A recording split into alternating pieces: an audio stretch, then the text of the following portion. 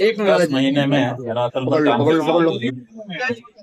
पकड़ लो तो 27 सदस्यीय एक चतुरंगणी सभा का निर्माण हमने कर दिया है। ये सभा प्रत्येक क्षेत्र में आगे बढ़ते हुए 10 महीने में सेना को धरातल पर काम करते हुए दिखाने के लिए वचनबद्ध है। कैसा स्वरूप होगा इस सेना का महाराज जी? इसका स्वरूप ये है, कौन है कौन है? ये शंकराचार्य जी की चतुरंगनी है और इस उद्देश्य से अस्तित्व में आ रही है कि हिंदुओं के मन में जो भय व्याप्त है तरह तरह का, वो सच नहीं बोल पा रहे हैं, वो सच के साथ खड़े नहीं हो पा रहे हैं, उनकी मजबूरी हो गई है कि वो युद्ध का समर्थन करें। तो उस वजह से उनको वोट दिलाने के लिए महाराज जी ये फरसा लेकर के मैदान में महाराज जी ये सेना हाँ? 3 सिद्धांतों पे काम करेगी। सिद्धांत ये है कि निर्बल का बल बनो और उसके लिए तरीका है ठोको, थोड़ा नीचे के लिए वीरेंद्र भैया, और नहीं तो ठोको। तो ठोको का मतलब है कि कहाँ कहना पड़ेगा कि भाई ये गलत हो रहा है, हो सकता है इससे सुधार आ जाए।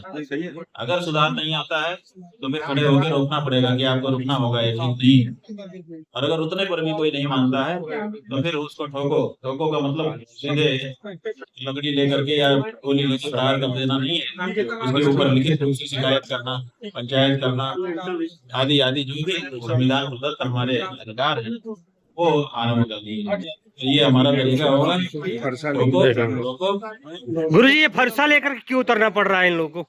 फरसा जो है ये परशुराम जी ने धारण किया था। उन्होंने पहले वेदाध्ययन किया, तपस्या करते थे, लेकिन उनके आश्रम में गायें थी, उनके ऊपर सहस्त्रार्जुन नाम का जो राजा था उसने आक्रमण कर दिया और गायों को सताने लगा। तो गायों के दुख को दूर करने के लिए गवाम निर्खम अपाकर शस्त्रम जगराह भार्गव, वहां लिखा हुआ है पुराण में, गायों के दुख को दूर करने के लिए वैदिक होकर के ऋषिपुत्र होकर के उन्होंने शस्त्र धारण किया, परशु धारण किया। तो उसी के प्रतीक में आज भी हो रहा है, गायों को दुख को दूर करने के लिए परशु धारण। गुरु जी फरसा ही क्यों, कुछ और भी तो हो सकता था। परशुराम जी ने परशु धारण किया था गायों को बचाने के लिए, इसीलिए गुरु जी केदारनाथ की बात करें तो वहाँ पे अब एडवाइजरी जारी है, कह रहे हैं वहाँ नहीं प्रवेश दिया जाए। बात यह है कि वहाँ जाना भी नहीं चाहिए किसी को। क्यों जाना चाहिए? अगर धार्मिक स्थान है जैसे मक्का मदीना है, 40 किलोमीटर दूसरे लोगों को रोक दिया जाता है कि दो गलत थोड़े है, ठीक है। उसी तरह से हमारा भी धर्म स्थान है, हमको भी अपनी पवित्रता चाहिए, हमको भी अपने ढंग से पूजा पाठ करना है। तो वहाँ पर यही परंपरा थी, सदा से रोका जाता था। बीच में मना कर दिया था, आपके काशी विश्वनाथ मंदिर में नहीं पत्थर लगा था, आर्य धर्मेंद्रा नाम प्रवेश निषिद्ध है, तो क्यों उसको तोड़ करके फेंक दिया गया?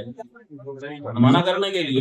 ये हमारी यहाँ परंपरा है, हमारा जो धार्मिक परिसर है उसमें उसी धर्म का पालन करने वाले लोग जा सकते हैं, इसका वो परिसर है। गुरु जी आज कितने लोगों की नियुक्ति हुई है और आगे क्या लक्ष्य है? 27 सदस्यों की एक चतुरंगिणी सभा बना दी गई है। ये 27 सदस्यीय चतुरंगिणी सभा हर क्षेत्र में काम करती है। 10 महीने ये शंकराचार्य चतुरंगिणी सेना को धरातल पर काम करने के लिए उतारे। इसका रजिस्ट्रेशन भी गुरु जी होगी अब? इसका रजिस्ट्रेशन हम कराएंगे। हमने तो इनको 27 सदस्यों को दायित्व दे दिया कि आप लोग इसको ठीक से बनाइए, बना करके धरातल पर उतारिए। ये करेंगे। इन्होंने हमको कहा है कि आने वाले माघ मास की मौनी अमावस्या को प्रयाग के संगम में स्नान करके ये सेना दान करना शुरू कर देंगे। महाराज जी आम तौर पे जो शस्त्र लिए जाते हैं उसकी अनुमति होती है, प्रशासन जो शस्त्र लिए जाते हैं उसकी अनुमति ली जाती है, शस्त्र की अनुमति की बात कर रहे हैं। की अनुमति होती है प्रशासन की ओर से, तो क्या फरसे में अनुमति की आवश्यकता नहीं है? अनुमति की आवश्यकता नहीं है। हम कहते हैं कि अगर अनुमति की जरूरत होगी तो हम तो रिसीव करेंगे, प्राप्त करेंगे। ये ठोको लिया जाता है ना, ये किस लिए लिया जाता है? ये तो लिया जाता है। ठोको का क्या उद्देश्य है महाराज जी? ठोको, रोको और ठोको, ये हमारी सेना का कार्य करने का सिद्धांत बनाया गया है, कार्य पद्धति बनाई है।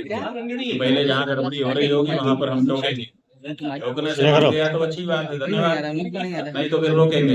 रोकने से भी नहीं मानता है टोकेंगे। किस तरीके ठोकने का मतलब गोली मारना और लाठी मारना ही नहीं है, ठोक देने का मतलब है मुकदमा ठोक शांत देना, रहो यार। नाली ठोक देना, लिखित शिकायत कर देना, सार्वजनिक रूप से पंचायत बुला देना, ये सब भी ठोकों में आता है। तो जो जरूरी होगा वो किया जाएगा, लेकिन अधर्म अस्वीकार है, ठीक गौ हत्या अस्वीकार है, निर्बल को सताना अस्वीकार है, ये कहना है ठीक है इन दैनिकों। ठीक है गुरुजी, धन्यवाद।